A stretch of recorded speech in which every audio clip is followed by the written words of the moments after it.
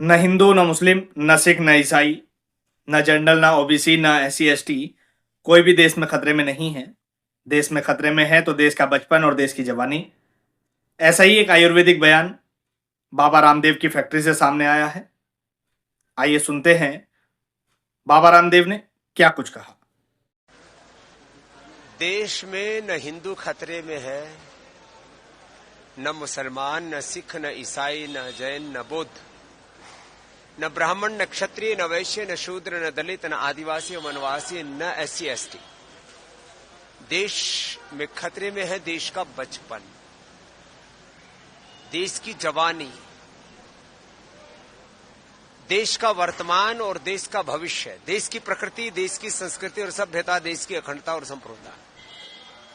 इसलिए मैं इस समय सबसे बड़ा कोई देश का मुद्दा मानता हूं तो ये कि देश का बचपन कैसे बचे।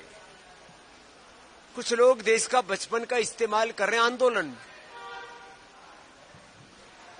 यदि देश का बच्चा जो भी प्राइमरी स्कूल में पढ़ रहा है आप उसको आंदोलन में धकेल देंगे तो बच्चे पढ़ेगा कब? उसको पता ही नहीं कि आंदोलन क्या होता है।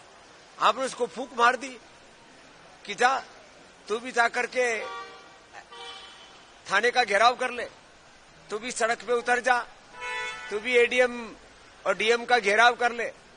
छोटे बच्चों को आंदोलनों में नहीं धकेलना चाहिए, पूरी दुनिया में कहीं नहीं होता। आंदोलन ये अभिभावकों का उत्तरदायित्व है बच्चों के लिए, और जब बच्चे जब एडल्ट हो जाते हैं तब उनको अपने अधिकारों के लिए संघर्ष करना चाहिए और अपने कर्तव्यों के पालन के लिए भी प्रतिबद्धता उनके अंदर बढ़नी चाहिए। देश में अराजक आंदोलन तो नहीं, हां देश में संविधान की लोकतंत्र की रक्षा के लिए संवैधानिक, लोकतांत्रिक, नैतिक, आध्यात्मिक, मानवीय मूल्यों पर आधारित आंदोलन होने चाहिए। मैं इसका समर्थक हूं।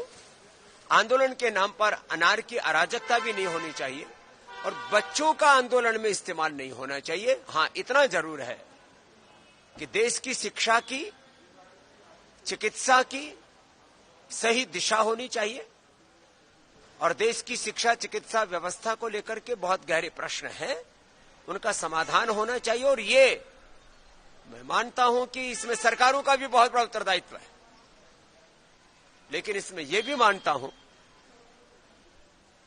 कि ये व्यक्ति केंद्रित व्यवस्था नहीं है।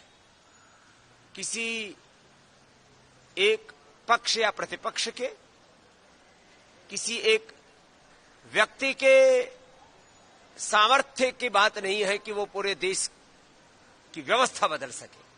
इसके लिए 3 स्तर पर जागरूकता चाहिए। एक सामाजिक जागरूकता, एक राजनीतिक जागरूकता, तीसरी प्रशासनिक रूप से जागरूकता।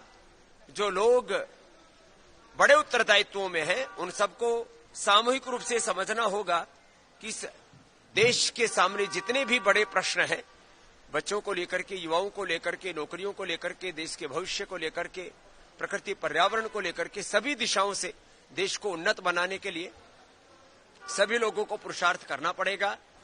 हां जब देश में ऐसे कुछ बातें दिखती हैं कि जहां लग रहा है कि बहुत अंधेर गर्दी हो रही है, वहां पर फिर लोगों में आक्रोश फूटता है और वही आक्रोश आंदोलन का रूप लेता है।